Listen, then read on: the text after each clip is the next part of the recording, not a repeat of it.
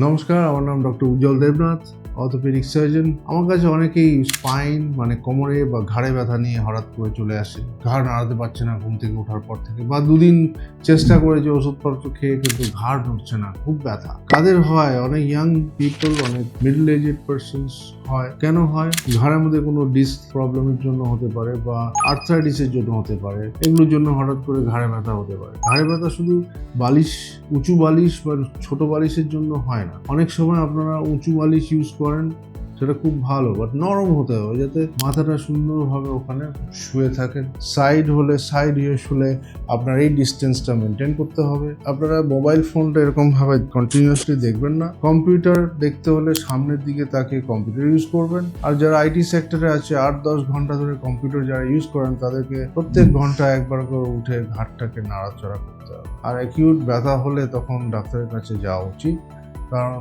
অনেক সময় এগুলো সিম্পল মেথডের যারা কমে না। ওষুধ খেতে হয়, ফিজিওথেরাপি করাতে হয়, কিছু এক্সারসাইজ বন্ধ রাখতে হয় প্রথম 7 দিন, হয়তো ট্র্যাকশনও দিতে হতে পারে। এইসবের মাধ্যমে আপনার ঘাড়ে ব্যথার সমস্যার সমাধান হয়।